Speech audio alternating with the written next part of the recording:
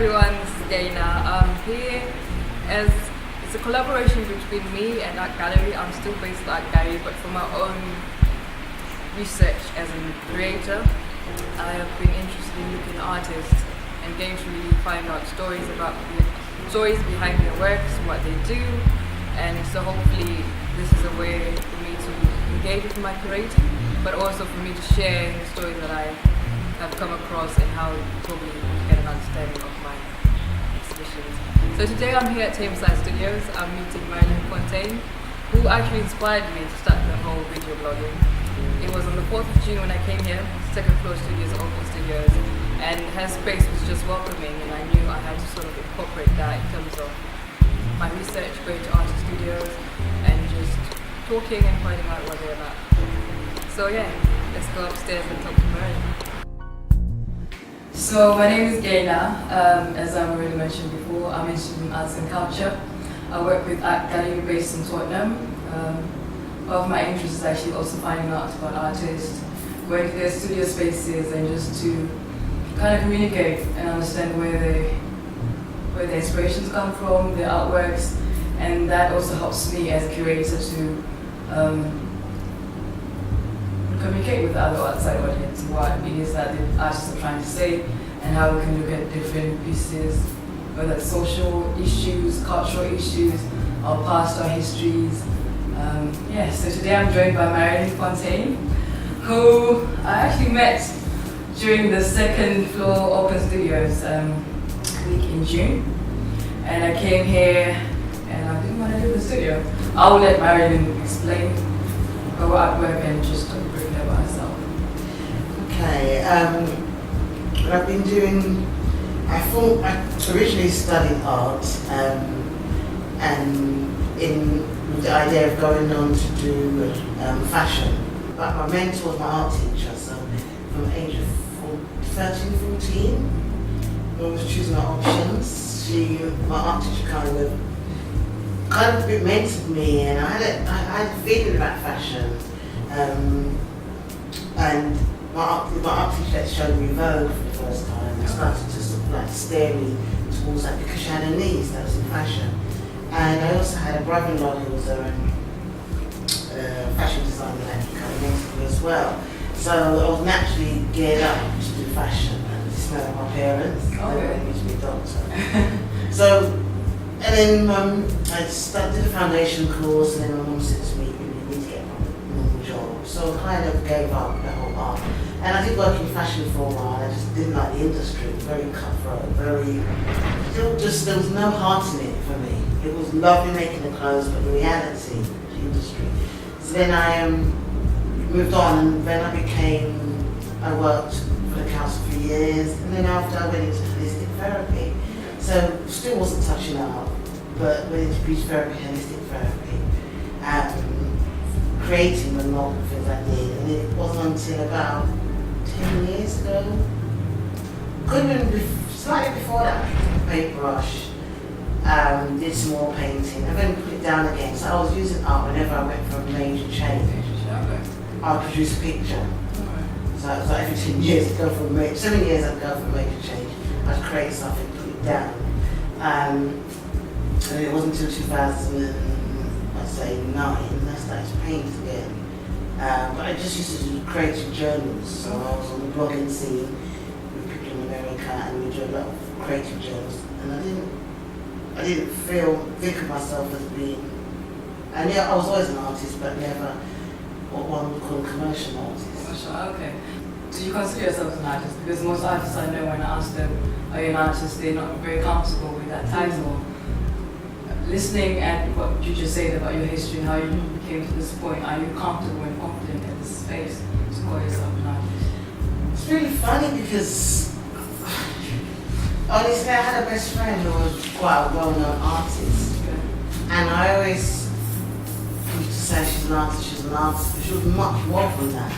And she was a maker. And I used to call myself a maker because I was always creating stuff. But I am an artist, but I'm many things as well. Okay. So and that's what I've come into this world to do, is to do many things, but use the creative medium as the way. when did you actually begin to start painting? You said you've always been painting when you had a major change. But when exactly was that? Would you say you started painting? It's quite a while back, about 20 years ago. I picked up oil paints at school and college. We didn't really work for them because it took too long to dry. So we worked for gouache, acrylics, printing, textiles. So I used oil paints. But what started to happen was there was very much of a depth because I was studying at the time Malcolm X, Black culture, Black history, Gaynor canon before anybody else, you know, he was big names. And what was coming from my art was really depth. And with black art sometimes there's a heaviness in it. So it started to become quite heavy what I was doing. But yeah, so that's when I first started painting, and then I put it down, and I realised it was affecting certain people. They saw it was quite strong, and I just didn't touch it until I did Medusa, when I was studying women's myths and secrets, and that's when my work with women started to inform my art. I've had a listen to some of the blogs that you've done and radio stations, and you spoke about your mother being a talented woman and having some influence on you and her background in Dominica. Can you tell us a bit more about that and your heritage? My mum was a machinist, so she used to do a machining piecework, so we always had an industrial, and also she would make mine and my sister's clothes. Okay. So we've got 3 years between us, but she would make us the same clothes like twins. Okay. So, but she'd always make it. If you don't appreciate it, when I used to be at home, I'll always see butterick, I can't remember, patterns. You see patterns, ready-made patterns around the house. So she'd always be making stuff. So she'd always made our stuff, and my aunt was like that as well. And so, but then she went to work in a factory. But I never forget. And then she'd make cakes, make bread. So our home was always a making home. Herbs, boiling. So you know, she's very creative. From Dominica, I think my connection to the creativity of Dominica is that Dominica is a very spiritual place. They're very connected to the land, and the land, they see the land. They call it tool is her body. So it's a woman referred to the feminine aspect. So I think I have such a resonance with the nature of the place. Okay. Just following from that, you're talking about women. I've noticed some of your artworks, such as in the Medusa and your last exhibition, Legacy. Yeah. What was about women? What draws you to kind of deal with these themes of women? I've had 25 years working with women in workshop capacity, one-to-one as a coach, as a healer, in inverted commas. I've worked with women in prison. I've worked with women in child sexual abuse, depression, and I've worked for women and also as a teacher, just generally teaching beauty, holistic therapy. And I've worked for women from Somalia to Iran to England to Africa, Jamaica, all continents. And what I think I'm a carrier of stories. And I think working with different women, my work, and I did an introduction to anthropology. So I think these stories that these women carry is not women, perception of women is not documented in the way that I know, through my eyes. A lot of times the sexuality of women is misconstrued. The sexuality of a woman is how a woman, a natural woman is, an indigenous woman is. And that gets missed a lot. So I think in my painting, there's a lot of symbology and symbolism in it about wisdom, grace, serenity. Some things that may be missing, that we think is missing from us, but actually it isn't. When I've done workshops on women and sitting in meditation, there's such a beauty in that, the grace. That the mainstream doesn't catch, especially black women. We're seen as hard or forward thinking. Underneath that hardness is this really soft center, and there is grace. And when I was studying stories and myths, black women weren't there. You know, the gracious, angelic woman. I didn't see any black women in there. I saw them as maids, servants, and something else, but they were missing from my own fairy tales. So I think my spirit is trying to be push this out about black women as mythological creatures, you'd say, or goddesses. And I think that's really important. I've got the opportunity to be in situations and get paid for it where I can learn about these stories. Yeah. Talking about that, the ladies, how did it feel working with Luke's Gallery and Anton's Creative? Did they understand your vision and what you were just explaining? How was it working for them? It's really funny because Earth-Tone Arts are two guys, and I've known one of them for many years who used to actually bring over a lot of people from America. Okay. So they've got a very strong spiritual background, but they're grounded. They're kind of, as men and as curators, black men, they held the space for me. So you had a really good balance of masculine and feminine. Milk's Gallery is a black-owned business, and his wife, and she's very much prominent in this, and he had that balance. Stratford, I chose Stratford, I could have had Hoxton, I chose Stratford because that's when I started working with women. I worked for Women's Health Centre, so Stratford was very resonant. So working with Earth-Tone Arts was a really good working relationship. I'm going to work with them again for this exhibition. I couldn't have chosen. They really held the space for me, and for my work, they got my vision, and I didn't have to do anything. They just picked up the artwork, hung them. I had to let go of control, but I think that's kind of how it was, just to let go. Exactly, but it sends a message, and when people came to the exhibition, they felt the energy, and I think what those guys did for me, they allowed me to be in the feminine place of creating, and they created the structure. That's why I wanted to ask you, what did you feel that exhibition actually communicated what you wanted to communicate, especially you saying that energy is enough, and you also say that artwork is like healing to you. Yeah. And can you just elaborate a bit more about that, how you find art healing, and how the way when people came into your space, did they get that, or did you feel that they did, and how did you react to that? Yeah. I was quite, how can I put it? I'm still humble, I'm still amazed how people receive my work, how much it touches people. That's something I'm still, to be honest with you, I'm still coming to terms with and grounding my body, because when I'm creating, I'm just doing it.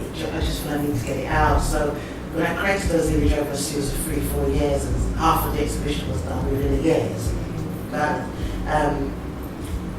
I was surprised. I wanted people, luckily for me, people were saying, why you didn't have an exhibition? So they'd already seen some of the work from the calendar. So they was asking about the work, so I knew that a lot of them loved the work anyway. So that kind of was easier. Okay. But it was the response of the people that hadn't seen the work that really, for me, was really, I felt that, okay, I've been used in the right way by the creator, the spirit, because their reactions, children's reactions, people's reactions, how it moved people. Some people were emotional, and I got it then. I kind of came in, I got it, what I was doing, really. I didn't, whereas the next exhibition, I want to evoke and make people ask questions. Okay. Whereas with the first one, it was like, okay, you want me to do this. This is what I'm going to present. Let's see what comes out from it. So when do you have to look out for this? Do you have an idea of when next year, I'm thinking March time, 2017. Okay. The same gallery, or it'll be a different space, I think. I mean, I do like Milks. Who knows? I might do something in Milks again. I'd love to do something in Milks again. Okay. But I just think geographically transitioning from Stratford, but I will still do something in Milks, I think, because I really love the space. Is amazing in Milks. So I'll probably do something more interactive in Milks. Whereas for the next exhibition, I probably want another space. Okay. Talking about, before we move on from the subject of women, and you just spoke about you being studying anthropology. Yeah. And being a carrier of stories. In 2013 and 2015, you did your own online created exhibition of stories. Can Can you tell us a bit more about that? How did you come to pick these women from different parts of the world and still maintain that theme that you had? That I had. Because I've done a lot of work with the movement, a lot of great 10 years work of women's sexuality, and that's not just about women having sex, but in terms of their sexuality, in terms of, especially black women again, having experienced fibroids myself and healing myself through that, and doing work with Queen Phyllis, Sacred Woman. I realised that the dysfunction and a lot of the problems that was happening with black women, I mean, universally, but mostly black women, a lot of the dysfunction that black women had was the womb. So I wanted to know what was the stories, what do we carry, what's our legacy, what do we carry that's created dysfunction, what is the positive of us, you know? And nowadays we're more creative because Instagram is around. You know, before Instagram wasn't around, so when I first did women's stories, Instagram was really big. So I had lots of friends I used to blog with. I had a pen pal from New Orleans, and all these women were working in the community, they were artists. And so I decided I just couldn't financially get a physical space. So I thought doing it online would be a different concept because everybody can access it. And people that don't go to an exhibition can access it. I really like it. And that's something for the next one, are you going to curate it yourself? Because the way you just put together the pieces, it just makes sense. Well, the womb stories. Womb stories, the way you were the curator for it. Yeah. And with the legacy, you said you didn't create it, so I'm thinking about your next exhibition. Yeah. Are you going to be your own curator for it? I think I selected the images and did it. I think I'd work with them again because again, I don't know, female balance. But I might use the interaction of, that's why I want a bigger space of maybe in some international input. Okay. You know, I don't know how I'm going to, because I like to think forward and I like to think, how am I going to duplicate, I would like to duplicate womb stories and at some I think point. womb story is an amazing piece. Like, I'm sorry that, not necessarily because it's about the subject, but women, but it's the idea of getting the connectivity of creativity worldwide. It's not only about women in the UK, it was in America, it was in New Orleans, Africa, we had England, we had even my friend Jennifer in transition, I had her work as part of it.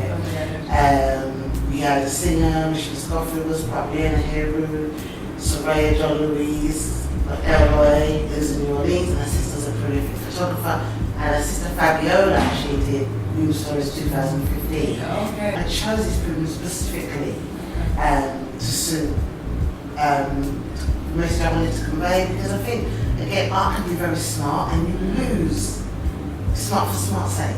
Yeah. Very insular, and all these people were well known in their time, and we was going to take womb stories down, but I've kept it up because just the responses were amazing. So looking at all the various things that you do, how do you incorporate it in terms of when you're creating your painting? How does that sort of influence you?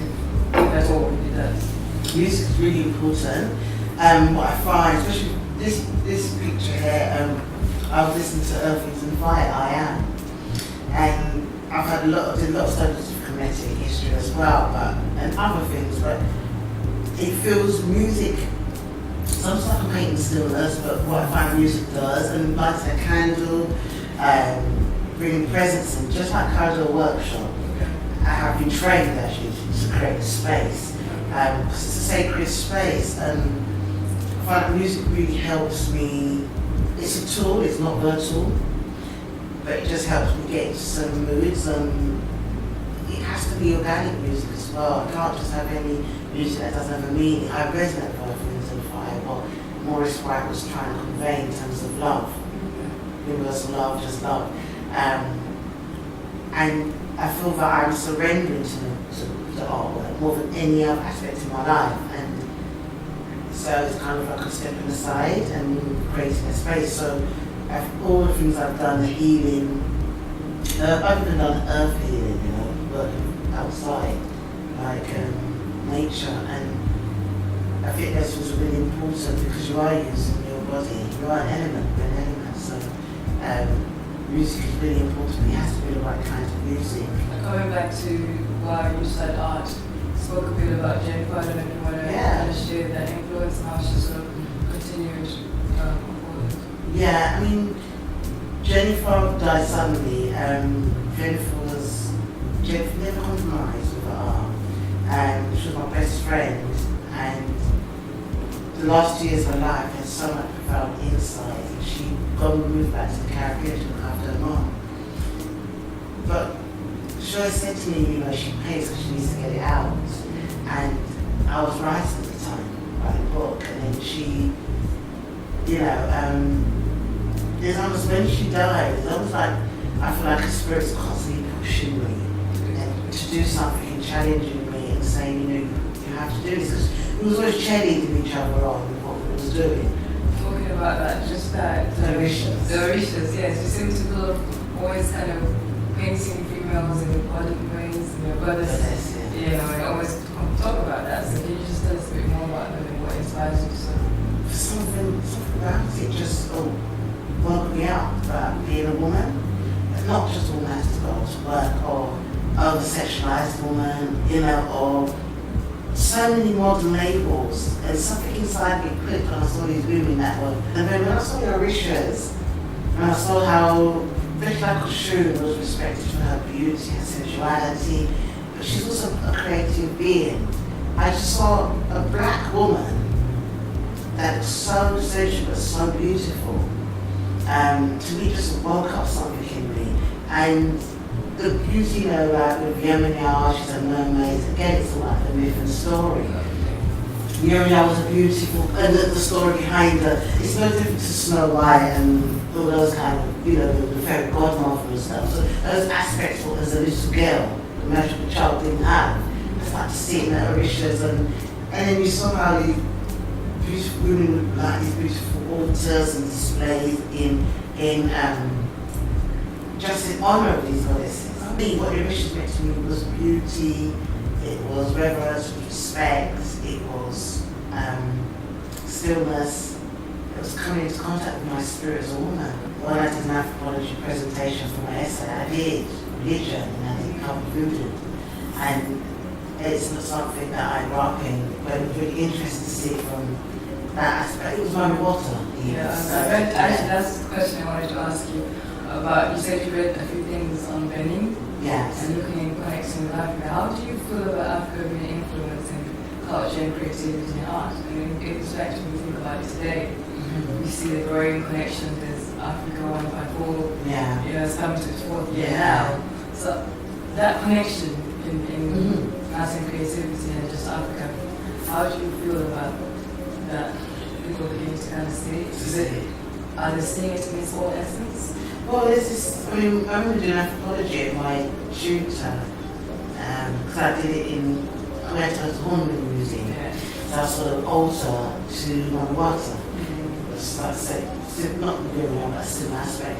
And then we covered anthropology and art. And even Picasso, and some of the other artists back in the day were saying how African art was artifacts. It wasn't art, and it was primitive. And then subsequently, Picasso and some other people go through their period where they changed their arts. That was heavily influenced by African artifacts. People don't realise I did history of art and I did my art years ago, and I kind of forgot about that because that wasn't brought up. So with the art in Africa, in lots of museums, they would put it in an artifact, they wouldn't put it as art. And so it's interesting now because our African art has become really mainstream. It's brilliant, it's good, but I think it's in context. And I just think, again, we have to move from being pigeonholed to being African artists. I think if an African artist was to be futuristic in his art, then he's allowed to do it rather than the African. Yeah, I think so. Because the Dogon and all the other people, they weren't seen as African, they were just seen as a tribe. I was heavily influenced by Marilyn Fontaine as well, his work with the Rites of Passage. And what he brought to the West, and I think that we carry this information, we don't have to follow a format, because if it wants to start following a format to a degree, it starts being controlled, it starts being pigeonholed, and it starts to regress. It becomes primitive then, because it's seen as African art rather than just being an artist. That is, and your story, your culture, your heritage, or whatever influence you have comes from that work. Okay, but when they do visual art, I think it does it in a different way. It's just changing the whole narrative. Change narrative, I suppose, I'm not in the art scene per se. I suspect it's being controlled by, being affected by funding as well. And this is what happens with a lot of art groups. Is the funding, it's very academic, and it kind of misses out the self-taught artists and the people that just maybe might experiment and the pioneers. You can't. I always say if you can't define what you do, you're a pioneer to a degree. That's true. So I think that we've got to really, we have to start looking with a very broad vision as opposed to what we deem, because our art years ago was classified as artifacts until another culture took it and took the influences from it. It's like the Dinka cloth, not the African cloth. It's now become mainstream. I don't think it's a bad thing, but we have to look at what's the next stage now. How are we representing ourselves through cloth or through? So I don't think any artist, regardless of where they come from, should be pigeonholed. But I think that we've got to understand that it's maybe the schools of, like used to have Cubism, and all the other, maybe bringing back schools of different schools of artists would be interesting for maybe different parts of Africa, which is happening, and the world. So, in a way, what do you think art should do? And do you think the scene is catering for it? You just sort of feel it out that it's not. So, in thinking about what your ideal of what should be, you just kind of share it. In fact, that's kind of putting it down as well, because I think by saying that, you're kind of also pigeonholing. You're pigeonholing it, and I think that for me, with my art, I mean, there's other contemporary artists out there which they have a different view. I've not been schooled like they have, but for me, I'm just putting out what needs to come out from me. It could stop tomorrow, it could drop tomorrow, and I could say, well, I'm just going to be making more food or making food. So, what would you like to see more happening? Because my interest as well is also seeing that coming from an academic background and also realizing that there's actually other creatives and other things that don't necessarily use the curating systems that we do. But when you look at their pieces, they're just speaking quite loud. So what would you like to see? In fact, my interest is to see the connections and to actually build and not have this elitist systems of the art form and show that actually creativity has no boundaries. So what would I like to see? What would you like to see? You see, I'd like to see the young or the emerging artists create something new, not be led by corporate structures.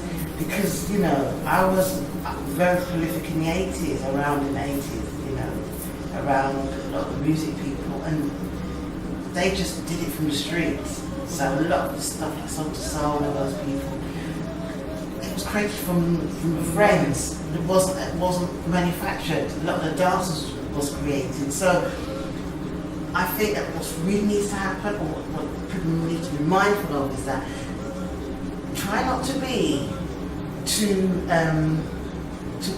commercialized. I used to have an afro back in the day. It was a movement. Now it's good, everybody's got an afro, it's lovely, natural hair, but I become another product of something. So, you know, bring that authenticity back. That's come, you know, you're solely speaking to, everybody should express themselves. Bring that back out. But we need a game's being done on us again, because we're being told, we're slightly being controlled into presenting ourselves in a certain way, but it's becoming another set of uniform. And so the human being is becoming a set of, not schools of artists, but branded people.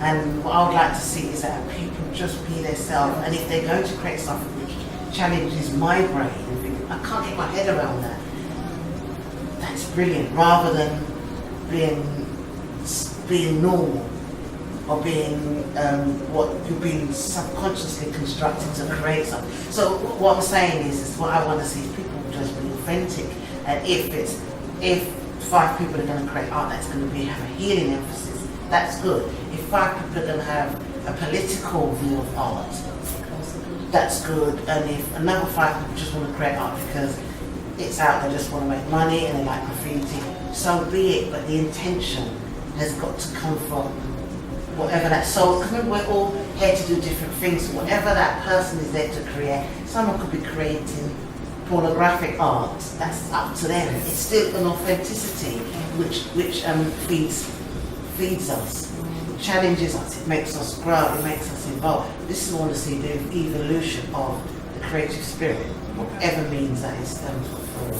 I hope that kind of answers it. It really does, and I think it kind of closes the interview, Yeah. because we could go on. There's Exactly, so many things yeah. that I was actually thinking from that conversation. We could go on and on, you know, talk about African culture and history. You started with Malcolm X and so on. Like for me, that's sort of like my journey as well, interested in art. It's kind of coming full circle from history, studying other parts of the world that you don't know, Africa, and then looking back into my own.